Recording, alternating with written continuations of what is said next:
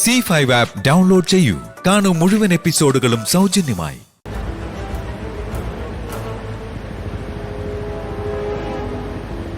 സാറേ സാറേ മുന്നിൽ പോണ നീലക്കാരൻ്റെ മുമ്പിലൊന്ന് നിർത്തോ സാർ. സാർ പ്ലീസ് സാർ, എൻ്റെ വൈഫാണ്, എനിക്കൊന്ന് സംസാരിക്കാനാണ്.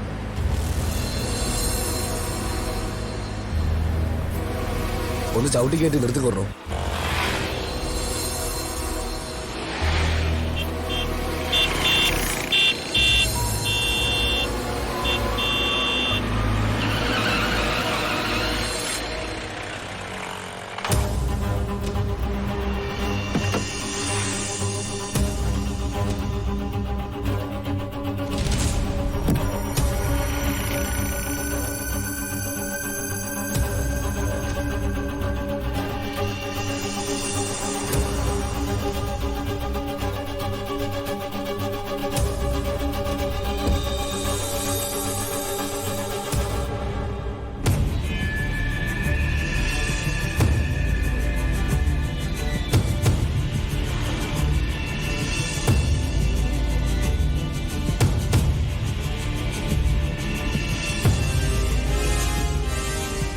എൻ്റെ ഭാര്യ എനിക്കെതിരെ കംപ്ലൈൻറ്റ് ചെയ്യുന്നതിന് മുമ്പേ തന്നെ ഞാൻ പോലീസിൽ കീഴടങ്ങി. ഇപ്പോൾ കോടതിയിലേക്ക് പോവാ. അവിടെ വാദപ്രതിവാദങ്ങളൊന്നുമില്ല, കുറ്റസമ്മതം മാത്രമേ ഉള്ളൂ. എൻ്റെ തെറ്റുകൾ എനിക്ക് മനസ്സിലായിട്ടില്ലായിരുന്നു ഇതുവരെ. എന്നാൽ അത് മനസ്സിലാക്കി തന്നു എൻ്റെ ഭാര്യയും മക്കളും. വക്കീലായ നാൾ മുതൽ ക്രിമിനൽസായിട്ടായിരുന്നു ബന്ധം. അവർക്കൊപ്പമായിരുന്നു ഏത് നേരവും കെട്ടിമറിഞ്ഞ് നടന്നത്. ഞാൻ പോലും അറിയാതെ എന്നിലൊരു ക്രിമിനൽ സ്വഭാവം രൂപപ്പെട്ടു. അല്ലെങ്കിൽ ഇതിനൊക്കറിയാലോ ഭാഗ്യം, എൻ്റെ അച്ഛനും അമ്മയൊക്കെ പാവങ്ങളാ. അവർ നല്ലത് മാത്രമേ എനിക്ക് പറഞ്ഞു തന്നിട്ടുള്ളൂ. എന്നാ ആ നന്മ എപ്പോഴോ കൈമോശം വന്നുപോയി. അങ്ങനെയുള്ള സമയത്ത്, പണമാണ് എന്തിനും മേലെന്ന് ചിന്തിച്ച സമയത്ത് നീ എൻ്റെ ഭാര്യയാവുന്നത്. അത് നിന്റെ ഭാഗ്യക്കേടായിപ്പോയി. നീ കോടതിയിൽ നിന്ന് നേരെ ജയിലിലേക്കാ. എത്ര നാൾ അവിടെ കിടക്കേണ്ടി വരുന്നൊന്നും അറിയില്ല. എന്നെ പോലുള്ളൊരു കുടുംബത്തിൻ്റെ അകത്തല്ല, ജയിലിൽ തന്നെയാണ് കഴിയേണ്ടത്. ഇനി എന്ന് പുറത്തിറങ്ങിയാലും എൻ്റെ എല്ലാ വൃത്തികെട്ട സ്വഭാവങ്ങളും അവിടെ കളഞ്ഞിട്ടായിരിക്കും വരുന്നത്. വാർദ്ധക്യത്തിലെങ്കിലും എൻ്റെ ഭാര്യയെ സ്നേഹിക്കാനും എൻ്റെ കുഞ്ഞുങ്ങൾക്ക് നല്ലൊരു അച്ഛനാവാനും കഴിയണമെന്നാണ് എൻ്റെ പ്രാർത്ഥന. അതിനു മുമ്പ് ജയിലിൽ കിടന്ന് എന്നോട് ഒന്നുമെന്നറിയില്ല. മദ്യം അത്രത്തോളം എൻ്റെ കരളിനെ ബാധിച്ചിട്ടുണ്ട്. സസ്പെൻഷനൊക്കെ കഴിഞ്ഞിട്ട് ജോലിക്ക് കയറാൻ പോവല്ലേ. വൈകിട്ട് വീട്ടിലെത്തുമ്പോൾ മക്കളോട് പറയണം, അവർക്ക് അപമാനമായ അവർ വെറുക്കുന്ന അച്ഛൻ ജയിലിലേക്ക് പോയെന്ന്.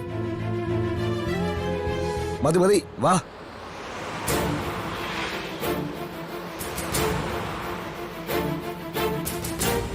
അവസാനമായി ഒന്ന് കാണണമെന്ന് ആത്മാർത്ഥമായിട്ട് ആഗ്രഹിച്ചു. ഇന്നലെ ലോക്കപ്പിൽ കിടന്നപ്പോഴും ഇപ്പോ കോടതിയിലേക്ക് പോകുന്ന പോക്കിൽ എൻ്റെ കുഞ്ഞുങ്ങൾക്ക് എപ്പോഴും അമ്മ മാത്രമേ ഉണ്ടായിട്ടുള്ളൂ. അതുകൊണ്ട് അച്ഛൻ്റെ ഈ പോക്ക് അവരറിയത്ത് പോലുമില്ല. ശരി, ഇടയ്ക്കെല്ലാവരും ജയിലിലേക്കൊന്ന് വന്നാൽ അത്രയും സമാധാനം ഉണ്ടാവും.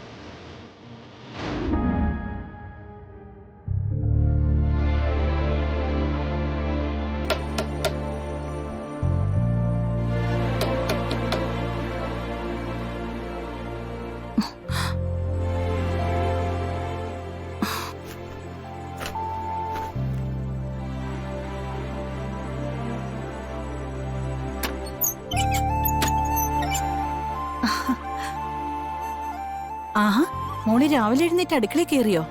ആ, ഞാനിപ്പോ വിരുന്നുകാരിയൊന്നും അല്ലല്ലോ, വീട്ടുകാരിയല്ലേ അമ്മേ.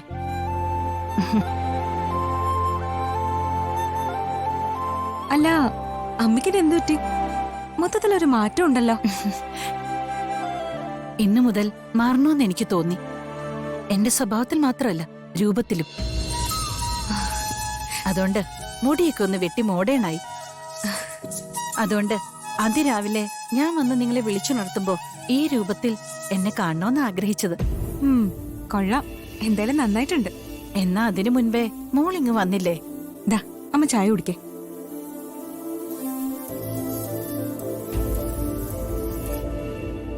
ഇനിയിപ്പോ കേസിന് വഴക്കിനൊന്നും പോണ്ടമ്മേ. മക്കളുടെ മുൻപില് ദീപയുടെ അച്ഛൻ നാണം കിട്ടും. മക്കൾക്ക് അച്ഛൻ ആരാന്ന് തിരിച്ചറിയാൻ പറ്റിയല്ലോ. അതിനപ്പുറം ഇനി ഒരു ശിക്ഷ കൊടുക്കാനുമില്ല. പിന്നെ അങ്ങേര് ചെയ്ത തെറ്റിന് എന്നെ ഒരു മോളായിട്ട് അമ്മ ഏറ്റെടുത്തല്ലോ. അതുകൊണ്ട് ഇനി കോടതി വഴക്കൊന്നും വേണ്ടമ്മേ.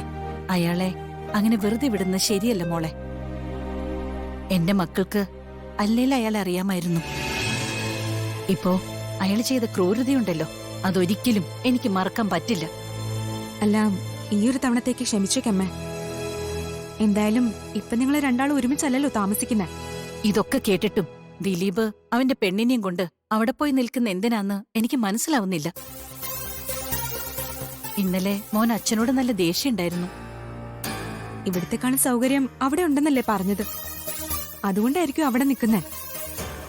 എന്തെങ്കിലും ആവട്ടെ, ഞാൻ ആരെയും തടയാനൊന്നും പോകുന്നില്ല. നമ്മുടെ മുന്നിൽ നല്ലൊരു ജീവിതമുണ്ട് മോളെ. അത് നമ്മളൊരാണിന്റെ മുന്നിലും അടിയറ വയ്ക്കാൻ പാടില്ല. ഡൗൺലോഡ് ചെയ്യൂ C5 ആപ്പ്. കാണൂ എല്ലാ എപ്പിസോഡുകളും സൗജന്യമായി.